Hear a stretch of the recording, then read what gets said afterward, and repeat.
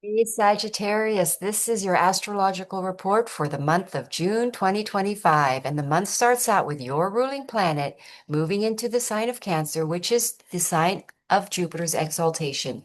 So when your ruling planet is in its exaltation, you will feel it. You feel the benefits of that transit.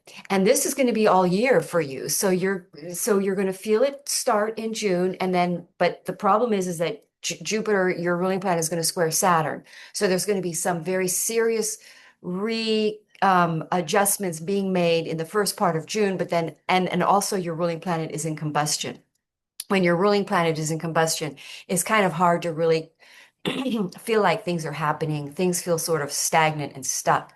But that all opens up towards the middle and the end of the month as your ruling planet comes out of combustion.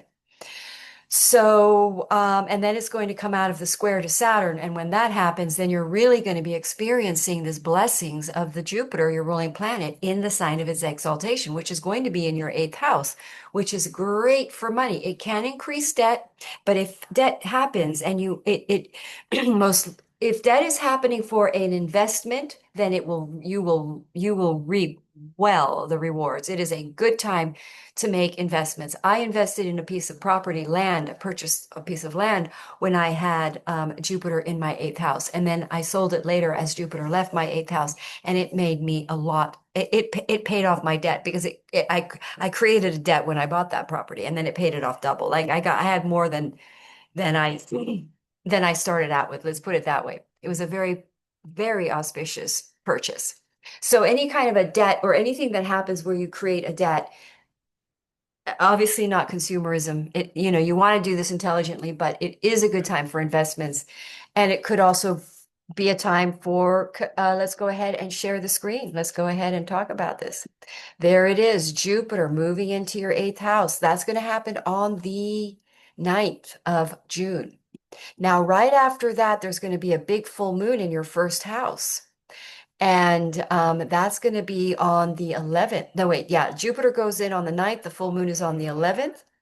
So that is going to be shall we say, because your ruling planet is in combustion and squaring Saturn, this full moon does not necessarily bring any sort of results again until that middle of the month. But what will appear in this full moon is you become a more self-confident. You really have a breakthrough in this full moon because this full moon squares the nodes. So some sort of big reveal of the true version of yourself becomes much more, shall we say, enhanced, expanded, and you become a bigger or you become the centaur that you're here to be on this full moon. You believe in yourself. You step into your magic power. You feel very confident and you bold. You've got Mars is in Leo in your ninth house, which is the house of Sagittarius. So you're making some bold, strong moves and taking action and drive to really propel yourself forward in some way here on your dharmic path because this is a dharmic and Sagittarians always have to be on their dharmic path. If they're not doing their true calling, their true path, they tend to be problems. They tend to complain and are not happy.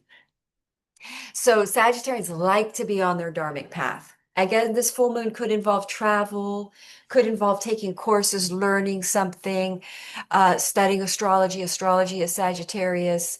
Could be, what else could a full moon in your first house? Now, the full moon in your first house reveals a big truth in Sagittarius. So there could be a big truth. It could be disruptive. It could be upsetting. And you could maybe end a relationship because it impacts your seventh house too. So that's looking at Jupiter moving into your eighth, squaring Saturn, by the way, in your fifth. Saturn's transiting your fifth house for 2.5 to 3 years, where you're going to be doing some very serious, what do we call it? Funneling out of friends that aren't right to friends that are, or having children and becoming very structured and working very hard and working on starting a family and creating children. Or now Saturn can also block these things from happening. Sometimes it can stop you from having a child because something isn't right. There's not, maybe it's not quite the right time. But Saturn squaring Jupiter might be blocking that for right now, but then things, pregnancy could start to happen later on. Maybe you have to set something up right or financially stabilize yourself more for that. But anyway, Jupiter. I mean, Saturn in your fifth house, you're restructuring your friendships and you're perhaps an entrepreneurial, you're working hard over entrepreneurial creative projects and ventures that you're collaborating with other people. And that's going to be for 2.5 to 3 years. There's a good chance you end friendships. Um, Friendships that don't stand the test of time, let's put it that way, could dissolve in this period. So, what else should we look at? We've got Mars. Mars is in Leo in your ninth house, where you're being very driven and inspired. That's the ninth house. That's your Dharma house. So you're being very motivated and driven. And again, that's a creative house. We've got that fifth Saturn in your fifth house is a very creative house. And we've got in the ninth house, Leo. Leo is a very creative energy over your ninth house. And plus we've got Neptune in your fifth house, which is sort of like spiritual leadership. You're a guru anyway. You're Sagittarius. You want to raise the faith and bring the humanity into a higher state of consciousness. And with that Leo up there and that Saturn in your fifth house, you're really inspired to creative stuff. I'm Sagittarius. So, I mean, I suppose you could say this is that. I've been very inspired by creating art with this AI and using it as backdrops. And I just love it. It's so magical looking at these colors. So that's kind of an example of that sort of creative expression around your Dharma and your spiritual purpose. It's a good year for Sagittarius. It really is. I really like this. Now you're going to have Venus in your sixth house.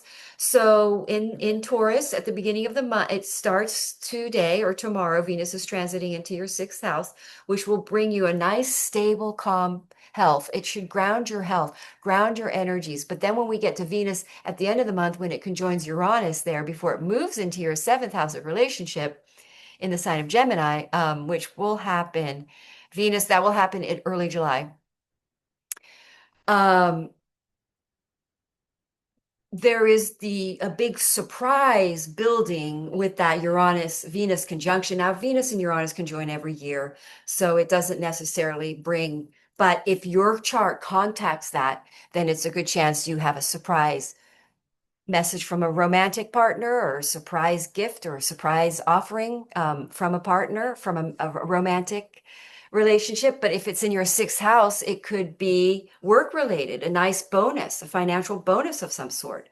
Because Venus Uranus is in the sign of Taurus would be suddenly expansive of financial gains or a marriage proposal. Um, but some sort of liberating news comes in that is of gain and positive, shall we say, luck, blessings, goodness. And then we also have Mercury and Jupiter conjoining here in the next couple of days, which could bring pivotal news in your relationships because that's in your seventh house. So there could be some sort of big decision or big news or big information or a big communication that has to occur in your relationships. Some sort of big decision has to be made in your relationships. Now, if you're not in a relationship, it can just be partnership agreements, business relationships, some sort of big decision and a big agreement or a big meeting or a big change of mind has to happen or a change of plan. So we have a new moon in your eighth house, conjoining Jupiter there at the end of the month on the 25th. And that is a beautiful new moon where now a new moon in the eighth house could be a new relationship. It could be new conjoining resources with a partner, pulling your finances together and investing in a property or real estate or buying a home. With that Saturn in your fifth house, you're planning to have children. So you're really restructuring your life to have children. Then you've got, and so then that new moon in your eighth house is some sort of loan. It could be a mortgage, it could be an inheritance, but some sort of new beginning, or it could just be pooling your finances with a partner. But some sort of new beginning coming in with finances and money, stabilizing, and this is external money or joint resources which will help to expand your life and create long-term financial liberation because Jupiter is in this picture and Jupiter is here to create a lot of expansion. So the potential of this new moon is for some, if it hits your chart right, is a financial windfall, a big gain. Eighth house is sudden losses and sudden wins. So you could have a sudden financial windfall that deletes your debt. The eighth house can also be debt. Sixth house is debt. Maybe Venus hitting Uranus there in the end of the month eliminates a debt. Good news, or some sort of financial bonus comes in. So let's see what else. Now, I just want to talk about the nodes. This full moon in Sagittarius is going to square the nodes, and the nodes are in your 10th and in your so you're looking at a real shift in your career and your living situation. So for the next year, you're really kind of finding a place to live. You're in your Dharma, that North Node Jupiter, North Node ruled by Jupiter. It's a Pisces North Node, so it's like you are on your path here, and it is making a nice angle with all these outer planets to the North Node, to Saturn, really. But this is a really a sort of a full a situation in your home, property, real estate that aligns with your Dharma in some way, a move or shift. Because let's say, for instance, you move because you're on your dharmic path and where you're living is not in alignment with that. So there is movement and shifting going on around your career in your fourth house to establish you to a dharmic destiny that is more in alignment with your true journey, your true path. So let's see if I'm leaving anything out. Looks good. This is a nice month. Other than that Saturn square, Jupiter, your ruling planet, you're going to feel it because you're ruled by, Jupiter. So when Jupiter squares Saturn, it just creates delays and blocks. And also when Jupiter's in combustions for Sagittarius, rising, sun, moon, you feel like nothing is happening, but really there's a lot of interest. There's a lot of reevaluating of your motives and gaining clarity and meeting with the sun basically to gain clarity, to sort of bypass the ego, as it were, to gain more clarity on your true dharmic path, because that's happening on this full moon. It's basically a lot of clarity coming that sets you on the true fulfilling destiny that you're about to initiate, because you've got Saturn initiating a 29-year cycle. So we're all beginning a big new chapter, and all the outer planets are shifting signs. This is a big year of major shifts and pivots and turns. But for Sagittarius, this is going to be very, very benefic because your ruling planet is in its favorite sign, in the sign of Cancer. So it's a beautiful year, and hopefully a great month for Sagittarius. If you don't feel it right away and things still feel stuck, hang in there. It will open up towards the middle of the month and the end of the month. And if you would like a personal reading to go into more detail, do feel free to contact me. My info is below. Do like and subscribe, and have a wonderful evening. Namaste.